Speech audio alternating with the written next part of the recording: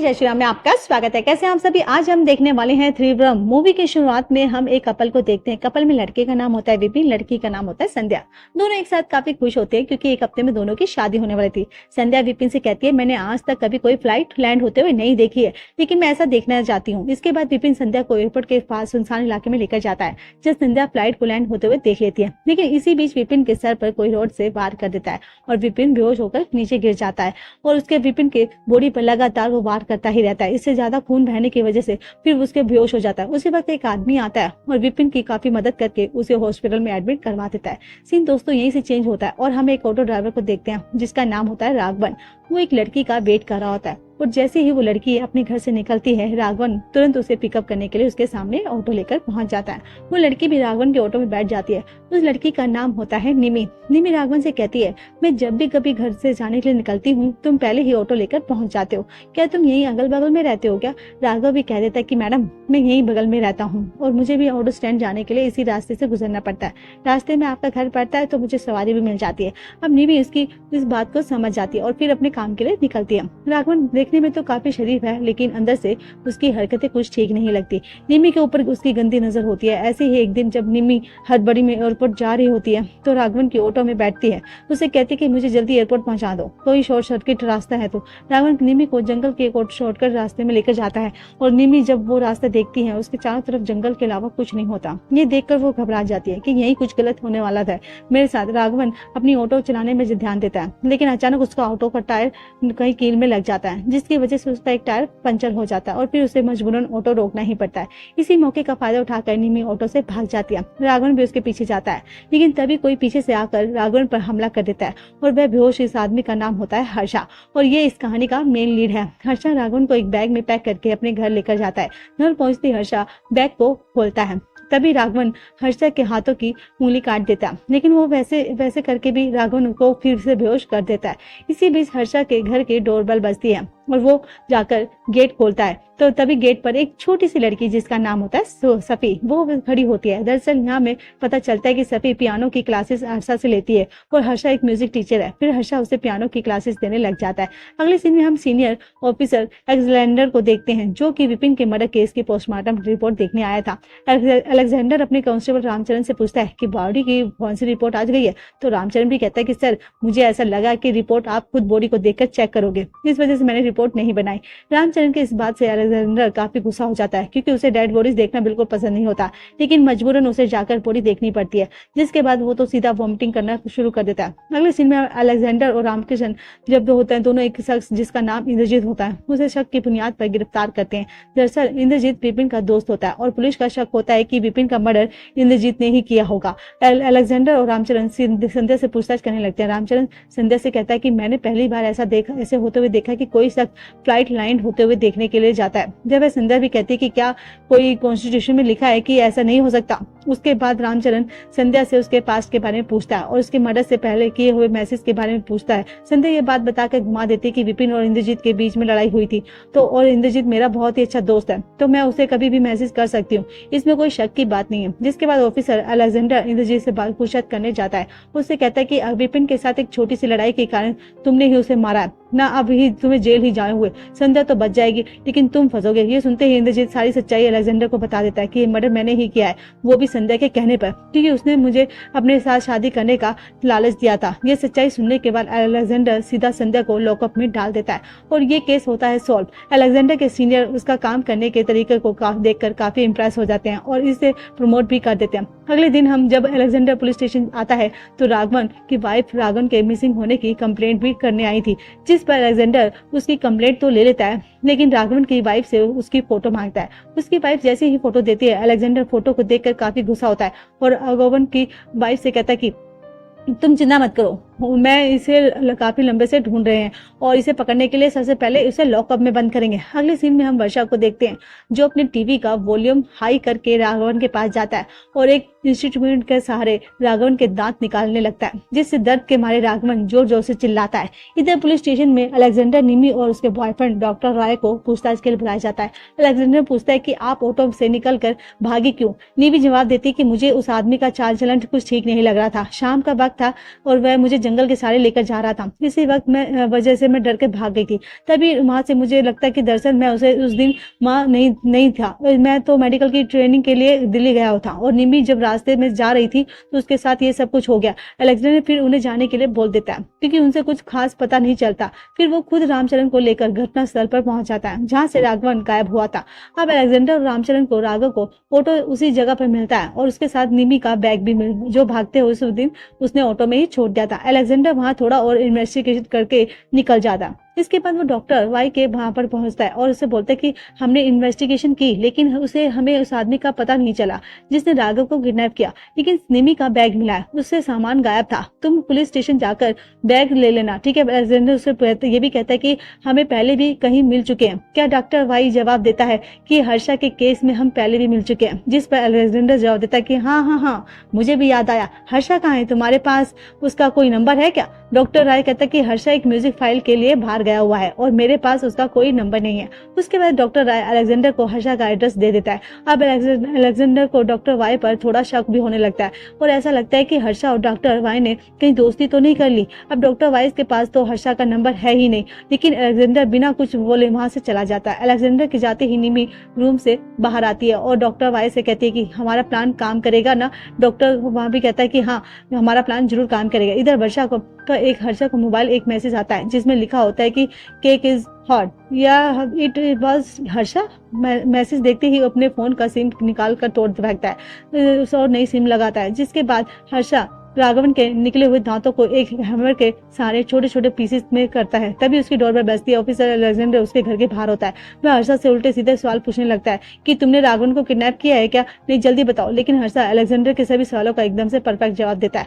उसे चाय के लिए भी पूछता है। अब अलेक्जेंडर चाय के बहाने हर्षा के घर को चेक करता है और चेक करते करते अलेक्जेंडर की नजर उसी रूम पर जाती है जिसमें हर्षा ने राघवन को बंद किया था, बट उस रूम के बाहर एक ताला लगा हुआ था। अलेक्जेंडर पूछता है कि तुमने इसे बंद क्यों किया हुआ है। हर्ष कहता है कि सर दरअसल घर के ओनर ने उस रूम को बंद करके रखा हुआ है और मैं कभी उसको खोल नहीं सकता। फिर अलेक्जेंडर रूम से जुड़े हुए काफी सवाल पूछता है तो जिस पर हर्षा थोड़े गुस्सा भी हो जाता है और अलेक्जेंडर कहता है कि सर आप मेरे घर का सर्च वारंट लेकर आए हैं और फिर रूम से ताले को तोड़कर आप चेक कर लीजिएगा, ठीक है, लेकर आ जाओ, आप चेक कर लीजिएगा, लेकिन अभी आप कुछ नहीं कर सकते। अलेक्जेंडर सुनते ही बहाना करके हर्षा के घर से चला जाता है। अब अगले दिन अलेक्जेंडर को एक खबर मिलती है और घटना स्थल पर पहुंचने उसे पता चलता है कि एक किलर ने किसी को मार कर उसे जंगल में फेंक दिया। ये देखकर वह काफी घबरा जाता है और वह उस आदमी के हाथ का राघवन के डीएनए सैंपल से मैच करता है, लेकिन वो मैच नहीं होते। इसके बाद अलेक्जेंडर इन्वेस्टिगेशन करने के लिए हर्षा के घर जाता है, लेकिन उसके मकान मालिक ने अलेक्जेंडर को पता चलता है कि हर्षा ने 4 दिन पहले ये घर खाली कर दिया था। अब अलेक्जेंडर उसे पूरे घर में घूमने लगता है और घूमते घूमते उसकी नजर उसी कमरे में पड़ती है जिसमें हर्षा ने राघवन को रखा था। फिर वो घर के मालिक से कहता है कि तुमने इस रूम को बंद क्यों किया हुआ था। मकान मालिक की जवाब देता है कि ये रूम नहीं है, ये तो घर का बेसमेंट है जिसे भी पूरे घर के साथ हर्षा को दे दिया गया था, शायद उसी ने बंद किया होगा। इसके बाद अलेक्जेंडर उस दरवाजे को खोलकर बेसमेंट में जाता है। बेसमेंट पूरा खाली होता है, लेकिन वहां मौजूद कुछ निशान को देखकर अलेक्जेंडर से कहानी समझ जाता है। इसके सामने विजुअल्स आने लग जाते हैं कि जैसे हर्ष ने राघवन को मारा होगा, लेकिन यहाँ सबसे बड़ा सवाल ये होता है कि हर्षा ने राघवन को मारा क्यों। आखिर हर्षा और राघवन की कहानी क्या है। इसके बाद हम इस कहानी का एक फ्लैशबैक देखते हैं जिसमें हमें डॉक्टर रॉय को दिखाते हैं। डॉक्टर रॉय के घर पर एक माया नाम की लड़की आती है और वहां से वो कहती है कि मैंने हॉस्टल छोड़ दिया और अब मैं वहां पर नहीं रह सकती। मेरे घर वाले शादी के लिए फोर्स कर रहे हैं, हमें इसका फैसला करना ही होगा। राय भी कह देता है कि तुम परेशान मत रहो, सब कुछ ठीक कर दूंगा। मैं इधर दूसरी ओर हम हर्षा को देखते हैं जो कि एक म्यूजिक कंपोज करता है और एक बड़े म्यूजिक कंपोजर को सुना रहा होता है, लेकिन उस बड़े कंपोजर ने जो कॉपी भी धुन होती है ना, उसे हमेशा हिंसा की और धुन के साथ मैच करके ही मूवी करने को कहा था। यह बात हर्षा को पसंद नहीं आती, वो उठकर चला जाता है। तो बाहर निम्मी खड़ी होती है जो हर्षा को माया के पास लेकर जाती है। हर्षा माया से मिलता है और यहाँ हम समझ पाते हैं कि माया और हर्षा दोनों गर्लफ्रेंड बॉयफ्रेंड है। माया हर्षा से कहती है कि मैं अब घर पर नहीं रह सकती क्योंकि मेरे पापा मेरी शादी की बात कर रहे हैं। फिर हर्षा किसी तरह माया को समझाता है कि माया मान भी जाती है और वह भी कहती है कि तुम्हें जितना समय चाहिए ले लो, लेकिन एक बार मेरे पापा ने से मिल तो लो। फिर जिस पर हर्षा अग्री कर लेता है। अगले सीन में रुहाई और हर्षा दोनों एक रेस्टोरेंट में माया के फादर से बात करते हैं। माया के फादर से हर्षा सारी बातें बता देता है कि मैं माया से प्यार करता हूँ और शादी करना चाहता हूँ। तभी अगल बगल की टेबल पर बैठे माया के मामा और चाचा भी वहीं पर आ पहुंचते हैं। वो हर्षा से कहते हैं कि हर्षा, ये सब क्या है? तुम दोनों को अभी एक सिर्फ एक दोस्त बनकर रहना चाहिए। दरअसल वो दोनों मामा और चाचा मिलकर हर्षा को डराने की कोशिश कर रहे थे, लेकिन हर्षा डरता नहीं। हर्षा माया के पापा को कहता है कि मैंने बहुत रिस्पेक्ट से आपसे बात की है, लेकिन आपसे चीप हरकत कर रहे हैं, समझे? तभी माया के पापा हंसने लगते हैं और कहते हैं कि मैं तो बस तुम्हारा टेस्ट ले रहा था, तुम दोनों शादी करो, मुझे इससे कोई दिक्कत नहीं है, लेकिन अभी तो मैं माया को घर लेकर जा सकता हूँ। तो हर्षा कहता है कि हाँ, आप लेके जाइए, थोड़ा टाइम लीजिए, आराम से, मैं अभी माया से शादी नहीं करने वाला हूँ। इसके बाद सभी अपने अपने घर चले जाते हैं। हर्षा वापस से अपने काम में लग जाता है। वो बहुत से प्रोड्यूसर के घर जाता है, उन्हें अपने कंपोज की म्यूजिक सुनाता है, लेकिन उसे कहीं भी काम नहीं मिलता। हर्षा थक हार कर अपने घर वापस आ जाता है, जहाँ हम राय उसे कहता है कि माया ने आज कितनी बार तुम्हें कॉल किया था, पता है? तो हर्षा अपना फोन से माया को कॉल करता है। माया से हर्षा का पता चलता है कि माया के घर वाले ने उसे जबरदस्ती घर में बंद करके रखा हुआ है और उसके साथ वह जबरदस्ती कर रहे हैं। इसके बाद हर्षा गुस्से में उसके घर की तरफ निकलता है। नेमी और दवाई की भी उसके साथ जो जाते हैं। हर्षा और माया के इस पिता से कहता है कि जब हमने सब कुछ डिसाइड कर लिया था तो आप फिर ये बदतमीजी क्यों कर रहे हो? माया के पिताजी जवाब देते हैं कि बदतमीजी, ये मेरी बेटी है और मैं इसके साथ जो करूं, मारूं पीटूं जो, इसमें हर्षा कहता है कि मैं आपकी पुलिस में कंप्लेंट करूंगा और थोड़ी देर में पुलिस और आपको उठाकर ले जाएंगी। माया को तो मैं छुड़ा ही लूंगा, लेकिन आपका क्या होगा? माया के अलावा बाकी आपकी 2 बेटियां भी है, जरा सोचिए। हर्षा के बोलते ही माया के पापा माया को सबके सामने घर से निकाल देते हैं। उसके बाद माया और हर्षा दोनों शादी करके एक साथ रहने लगते हैं। दोनों एक दूसरे से काफी खुश भी होते हैं। कुछ ही दिनों में माया के पापा भी हर्षा के घर दोनों को देखने आते हैं और दोनों को एक साथ खुश देखकर माया के पिता दोनों को माफ कर देते हैं। ये सीन यहीं से चेंज होता है और हम माया को एक कार में अपनी एक फ्रेंड के साथ देखते हैं। उस कार में को राघवन चला रहा होता है। दरअसल माया कंपनी में नाइट शिफ्ट जॉब करती थी। माया और उसके साथ काम कर रही सारी लड़कियों के कंपनी की तरफ से बैंड की फैसिलिटी मिली होती है और राघवन उसी कंपनी में ड्राइवर होता है। अब राघवन जल्दी से पहुंचने के लिए गाड़ी काफी स्पीड में चलाता है। ये देखकर माया उसे स्पीड कम करने को कहती है, लेकिन राघवन उसकी बात नहीं सुनता और अपनी स्पीड में ड्राइव कर रहा होता है। माया के बार बार मना करने पर राघवन उसे गालियां देता था। फिर माया उसे अपने ऑफिस पहुंचकर वहां के मैनेजर से राघवन की कंप्लेंट करती है कि ये कैसी बातें कर रहा था मेरे साथ, जिस पर मैनेजर राघवन को काफी सुनाता भी है। उसे कॉल से गाड़ी ना चलाने के लिए कह देता है। अब राघवन इस बात से काफी गुस्सा हो जाता है। अगले दिन राघवन फिर से गाड़ी से उसका घर छोड़ देता है, लेकिन माया राघवन उसे को देखकर वापस मैनेजर के पास जाती है और उससे कहती है कि मैंने आपको मना किया था ना कि मुझे दूसरा ड्राइवर चाहिए, आपने मेरी फिर से उस लड़के को काम से दे दिया। अब मैनेजर राघवन को देखकर काफी गुस्सा हो जाता है क्योंकि उसने राघवन को गाड़ी से दूर रहने को कहा था। इसके बाद बावजूद वो गाड़ी चला रहा होता है। मैनेजर तुरंत ही उस दूसरे ड्राइवर को बुलाकर माया को उसके घर छुड़वा देता है। राघवन को उसके सामने अपनी ये बेइज्जती पसंद नहीं आती है और ये सब देखकर वह काफी गुस्सा हो जाता है। इधर रात में हर्षा को म्यूजिक कंपोजर का कॉल आता है, जिसे हर्षा ने सबसे पहले अपना म्यूजिक सुनाया था। दरअसल इस म्यूजिक कंपोजर को हर्षा का म्यूजिक काफी पसंद आया था और वो उस कंपनी में फिल्म में म्यूजिक देने का ऑफर भी करता है। हर्षा वो ऑफर एक्सेप्ट भी कर लेता है। रातों रात उसने अपने काम के लिए चीन निकल जाता है और साथ ही साथ माया के लिए एक नोट भी छोड़कर जाता है, जिसमें लिखा होता है कि मुझे एक मूवी में म्यूजिक कंपोज करने का काम मिल रहा है और मैं उसके लिए चेन्नई जा रहा हूँ। माया भी जब अपने जॉब पर जाने के लिए रेडी होती है, तभी हम वहाँ पर हर्षा का नोट पढ़कर काफी खुश हो जाती है और जब घर से बाहर निकलती है तो गाड़ी लेकर राघवन उसके घर के सामने खड़ा होता है। राघवन को देखकर माया काफी गुस्से में होती है, लेकिन तभी राघवन माया से अपनी गलती के लिए माफी मांगता है और कहता है कि आज उस नए ड्राइवर का रूट चेंज हो गया, आप उससे बात कर लीजिए। माया उस नए ड्राइवर से बात करती है तो वो ड्राइवर कहता है कि मैडम आज मेरा रूट चेंज हो गया, इसलिए आज मैं नहीं आ पाऊंगा, मेरे बदले राघवन को ही आज भेज दिया गया है, प्लीज आप उसी के साथ मैनेज कर लीजिए। माया फिर उसकी बात मान जाती है और राघवन की कार में बैठ जाती है। उसके बाद हमने हेडफोन्स को अपने कानों पर लगाकर गाने सुनने लगती है। गाने सुनते सुनते वो सो जाती है। थोड़ी देर बाद जब उसे होश आता है तो एक जंगल में होती है।